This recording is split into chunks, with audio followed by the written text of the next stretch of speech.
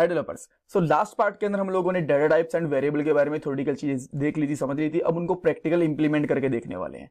सो points के साथ में स्टार्ट कर लेते हैं। सबसे पहले हम लोग डेटा टाइप एंड वेरिएबल के सिंटेक्स को समझेंगे कि किस तरीके से एक वेरिएबल के लिए आप लोग डेटा टाइप डिक्लेयर करते हो, किस तरीके से एक वेरिएबल के अंदर वैल्यू असाइन करते हो एंड ऑल। उसके बाद में हर एक डेटा टाइप का एग्जाम्पल देखने वाले हैं हम लोग, चाहे वो इंट हो, बाइट हो, float, double, character, Boolean, string, कुछ भी हो, हर एक का हम लोग एग्जाम्पल लेंगे और उसको समझेंगे।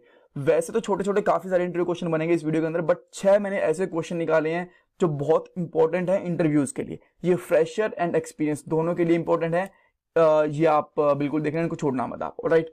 और लास्ट में हम लोग बुलियन डेटा टाइप को एक अलग एग्जाम्पल के साथ भी समझेंगे, बिकॉज देखो बाकी डेटा टाइप थोड़े से इजी होते हैं, आप आराम से समझ लोगे, बट बुलियन के अंदर आप कंफ्यूज रहते हो कि यार इसके अंदर तो ना बस ट्रू एंड फॉल्स वैल्यू होती है, तो इसका क्या यूज है, कहां पे यूज करेंगे। तो मैं आपको एक रियल टाइम सिनेरियो बता दूंगा जहां पे आप बुलियन डेटा टाइप का आप यूज कर पाओगे और आपको और क्लियरिटी आएगी इसकी। ऑलराइट, अब हम लोग एडिटर के ऊपर चलते हैं और एक न्यू फाइल क्रिएट करते हैं। कोड की आपको टेंशन लेने की जरूरत नहीं है, वो आपको गिटहब के ऊपर मिल जाएगा और उसका लिंक डिस्क्रिप्शन बॉक्स में मिल जाएगा हर एक वीडियो के। सो मैं यहाँ पे एक न्यू फाइल क्रिएट करता हूँ और यहाँ पे रखता हूँ उसका नाम ऑल डेटा टाइप्स डॉट जावा। ये अपने आप एक्सटेंशन लगा देता है डॉट जावा की।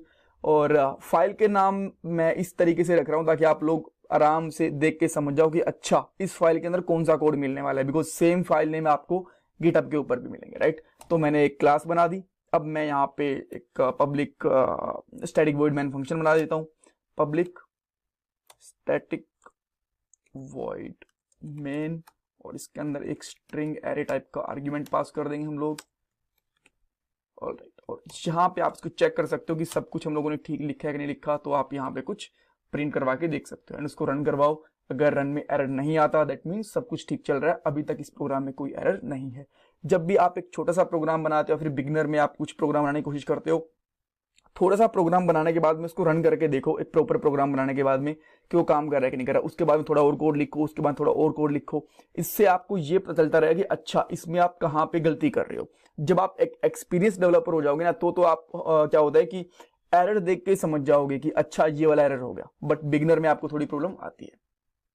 ऑलराइट, सो अब हम लोग क्या करते हैं, सिंटेक्स के बारे में समझते हैं डेटा टाइप के। तो देखो होता है कि सबसे पहले हम लोग एक डेटा टाइप डिक्लेयर करते हैं वेरिएबल के लिए। मैं उसको लिख भी देता हूं डेटा टाइप। उसके बाद में वेरिएबल का नेम यहां पे लिख देता हूं वेर नेम इक्वल टू उसकी वैल्यू और लास्ट में सेमीकोलन। सेमीकोलन का मतलब होता है कि हम लोग उस स्टेटमेंट को वहीं पे टर्मिनेट कर रहे हैं, राइट, कि वहां पे हमारी स्टेटमेंट खत्म हो चुकी है, उसके बाद में नेक्स्ट स्टेटमेंट आने वाली है। स्टेटमेंट मींस आप कह सकते हो सिंटैक्स भी। ऑलराइट, सो इसी तरीके से अब देखो मैं एक इंटीजर टाइप की कोई वैल्यू डिक्लेयर करता हूं, तो मैं यहाँ लिखूंगा इंट और उसके बाद में यहाँ पे लिखूंगा लेट से num1, नम की नंबर 1, आप इसको नम भी लिख लो और यहाँ पे लिख देता हूँ 10। तो यहाँ पे देखो बिल्कुल सेम है, सबसे पहले डेटा टाइप डिक्लेयर हुई, इंटीजर टाइप का है, फिर नम उसका नाम हुआ इक्वल टू एंड उसके बाद में उसकी वैल्यू। सेम कैरेक्टर के साथ में कैरेक्टर CH लिख देता हूं मैं, ठीक है। कैरेक्टर का नाम हो गई, ये डेटा टाइप हो गई, ये उसका नाम हो गया, उसके बाद में इक्वल टू का साइन आ गया और उसमें हम लोगों ने कोट्स के अंदर एक वैल्यू डिक्लेयर कर दी, राइट। तो इस तरीके से होता है। तो अब मैं यहाँ पे सब कुछ हटा देता हूँ, इसको आपको समझ में आ गया। आप चाहे बुलियन यूज करो, कुछ भी यूज करो, यही आपका बेसिकली एक कह सकते हैं कि सिंटेक्स रहने वाला है। ऑलराइट, तो वही मैं सबसे पहले एक इंटीजर लेके चलता हूँ, num1 ले लेता हूँ और यहाँ पे लिख देता हूँ मैं 10, और उसके बाद में अगर आप चाहो तो एक शाउट करवा सकते हो। और यहाँ पे प्रिंट ln करते हो ना, इसका मतलब होता है कि प्रिंट इन नेक्स्ट लाइन। अगर आप इसको प्रिंट करोगे तो भी चलेगा, ऐसा कोई दिक्कत नहीं कि नहीं चलेगा। अगर मैं यहाँ पे null1 कर देता हूँ और इसको अब मैं रन करके देखता हूँ, तो ऐसा नहीं चलने वाला, प्रिंट भी चलेगा, प्रिंट ln भी चलेगा। बट प्रिंट क्या करता है सेम लाइन के अंदर। अब मान लो आपको 2 चीजें प्रिंट करनी है, जैसे इसने प्रिंट कर दिया, अब मैं एक, ये हमारा एक वेरिएबल हो गया, अब मैं यहाँ पे करता हूँ num2 और यहाँ पे कर देता हूँ मैं 20, ठीक है। अब उसके बाद में अगर मुझे एक और इसी तरीके से प्रिंट करना हो, मैं शाउट करता हूँ और यहाँ पे मैं कर देता हूँ num2 और यहाँ पे ln नहीं लगाता। और अब आप इसको प्रिंट करोगे ना तो होगा क्या, दोनों एक ही लाइन के अंदर दिख जाएंगे आपको, ठीक है। इसका वेट कर लेते हैं। अब देखो तो आपको ये लगेगा कि यार ये तो 1020 बन गया, राइट। और अगर ln लगा देते हैं तो क्या होता है, वो एक नेक्स्ट लाइन के अंदर लेके चला जाता है उसको, प्रिंट ln। और अब आप देखोगे दोनों अलग अलग लाइन के अंदर हमें दिख रहे हैं। हियर वी गो, ठीक है, तो इतना ही फर्क होता है इन दोनों के अंदर। सो हम लोगों ने एक एक वैल्यू करके लेके चलते हैं। आप चाहो तो इसके अंदर num1 एंड num2 को ऐड भी कर सकते हो, प्लस का साइन लगाने से दोनों ऐड हो जाते हैं अपने आप में। ठीक है, तो इसको रन करते हैं तो आप इसका आउटपुट देख पाओगे। यहाँ पे आपको 30 मिल गया।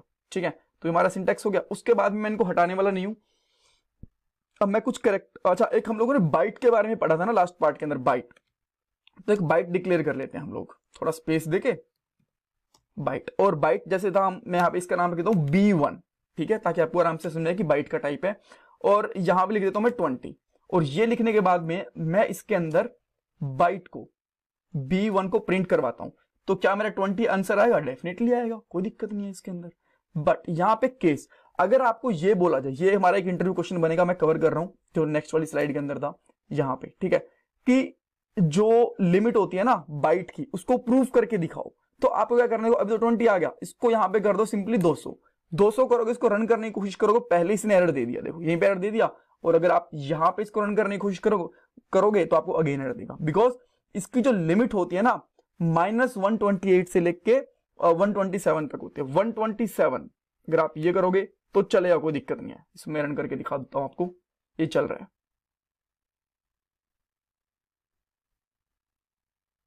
ठीक है, अब 128 करोगे तो इसके अंदर एरर आ गया, यहां पे आप देख सकते हो। ऑलराइट, तो इस तरीके से हम लोग बाइट को यूज कर सकते हैं, बट इसकी एक लिमिट होती है। और मैंने क्या लिमिट होती है, क्यों लिमिट होती है, इसके बारे में सब कुछ लास्ट वाले पार्ट में मैं आपको क्लियर कर चुका हूं। ओके, सो अब हम लोग क्या करते हैं, फ्लोट डिक्लेयर करते हैं। एक मैंने फ्लोट डिक्लेयर करा, फ्लोट का मैं नाम रख देता हूं F1। और इसके अंदर मैं डिक्लेयर करता हूं 10। फ्लोट का क्या मतलब होता है, इसके अंदर कुछ डेसिमल वाली वैल्यू हो 10.1 डिक्लेयर करता हूं। जैसे मैंने 10.1 डिक्लेयर करा ना, तो इसमें एरर है अभी भी। ठीक है, और अगर मान लो कि गलती से एरर दिखा रहा है एडिटर, तो मैं इसको रन करके देखूंगा तो भी एरर ही दिखाएगा ये। ठीक है, F1 दैट मींस float1 मैंने इसका नाम रखा हुआ है। तो इसकी प्रॉब्लम क्या है, देखो इसको ना आप समझने की कोशिश करो, इसके ऊपर होवर करो। इसने क्या बोला, ये कह रहा है जो इसका टाइप है ना वो डबल है, फ्लोट नहीं है। अब देखा जाए यार, तो इसकी जो हमने वैल्यू है वो तो फ्लोट डिक्लेयर करी है, तो डबल कैसे हो गया।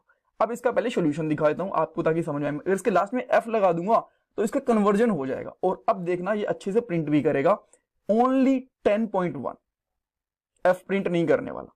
ठीक है, अब इसका मैं थोड़ा सा इधर आता हूं और एक आपको एग्जांपल दिखाता हूं। मैं जो ये अभी करके दिखा रहा हूं ना, एक लिंक दूंगा मैं आपको, उसका डिस्क्रिप्शन बॉक्स में इसका लिंक भी डाल दूंगा, ताकि समझाने के लिए आपको डायरेक्टली बताऊं, ताकि आपका टाइम वेस्ट ना हो। मैं लिखूंगा नहीं कुछ भी। सो देखो, ये क्वेश्चन में पूछा हुआ है एक स्टैक ओवरफ्लो के ऊपर, ऐसी जो आप कभी गूगल भी कर सकते हो अगर आपको कुछ वियर्ड मिले तो, why F is placed after float value. तो इसका देखो आंसर ना, मैं आपको ज्यादा घुमाऊंगा नहीं, डायरेक्टली यहां पे आओ। देखो अगर आप डायरेक्टली प्रिंट करने की कोशिश करोगे ना, यहां पे देखो इसने 0.1 प्रिंट करने की कोशिश करी, तो उसकी वैल्यू, एक्चुअल जो वैल्यू होगी ना वो इतनी बड़ी होगी। बट इतनी बड़ी वैल्यू एक्चुअली फ्लोट के अंदर आ ही नहीं सकती। ठीक है, तो इसीलिए अगर हम उसके लास्ट में F लगा देंगे, यहां पर जिसने F लगा रखा है, तो उसकी एक्चुअल वैल्यू इतनी बन जाएगी और वो फ्लोट के अंदर आ जाएगी। ठीक है, तो इसको पहले फ्लोट के अंदर कन्वर्जन करना पड़ता है। और एक चीज यहां पे इसने बता रखा है 0.1 F and 0.1 is not equal to, because ये फ्लोट वैल्यू होती है, वो नॉर्मल वैल्यू होती है। ठीक है, इसके लिए जब भी हम लोग फ्लोट वैल्यू डिक्लेयर करते हैं उसके लास्ट में हमें F लगाना पड़ता है, अदरवाइज वो डबल वैल्यू कंसीडर करता है खुद को। ठीक है, जैसा मैंने आपको बताया कि फ्लोट में थोड़ा सा आपको अजीब चीज देखने को मिलेगी। ऑलराइट, इसके बाद अगर आप डबल डिक्लेयर करते हो ना, तो उसके लिए डबल आपको पहले डाटा टाइप इसके यहाँ पे कर देता हूँ D1 और उसकी कुछ वैल्यू रख देता हूँ यहाँ पे, जैसे कि 10.1111 इसमें कुछ वैल्यू रख देता हूँ और इसके अंदर यहाँ पे रख दूंगा मैं D1। तो आप देखोगे ये परफेक्टली काम करेगा, कोई दिक्कत नहीं आने वाली इसके अंदर।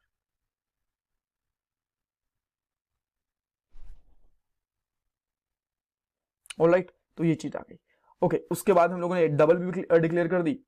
बट क्या आपके दिमाग में कब तक क्वेश्चन आया कि यार एक बार इसमें हम लोगों ने वैल्यू डाल दी num1 की num2 की, क्या ये कभी वैल्यू चेंज हो सकती है कि नहीं हो सकती है? डेफिनेटली हो सकती है। और ये एक बार के लिए सारे वेरिएबल के बारे में बता दूं, बाद में कुछ की वैल्यू में चेंज करके भी आपको दिखाऊंगा। ऑलराइट, अच्छा डबल के बाद में हम लोग आते हैं यहाँ पे कैरेक्टर। जब कैरेक्टर लेते हैं ना, तो कैरेक्टर का आप CH करके डिक्लेयर कर दो। उसके अंदर मैं आपको लास्ट वाले पार्ट में बता चुका था, सिंगल कोट्स लगेंगे जावा के अंदर और कोई एक कैरेक्टर आएगा। जैसे मैंने यहाँ पे डाल दिया A, और अब आप इसको यहाँ पे एग्जीक्यूट करवा के भी देख सकते हो। यहाँ पे डाल देता हूं मैं CH, तो ये क्या प्रिंट कर देगा, A प्रिंट करके देगा। ठीक है, ओके, सो ये हो गया, A आ गया।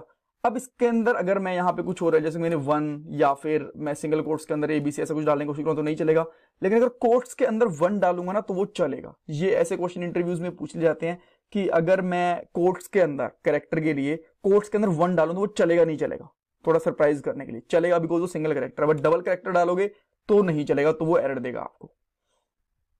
ऑलराइट, और आप यहाँ पे देख भी पाओगे कि एक एरर आपको रिटर्न कर रहे हैं। ओके, तो ये सही काम कर रहा था, इसको मैं यहाँ पे छोड़ देता हूँ और नेक्स्ट के ऊपर चलते हैं। अब बात आती है हमारी लॉन्ग की। मैं यहाँ पे कर देता हूँ लॉन्ग, ठीक है। और लॉन्ग के लिए अच्छा, इसमें चाहो तो आप स्पेस हटा सकते हो, कोई दिक्कत नहीं, मैंने स्पेस लगा दिया।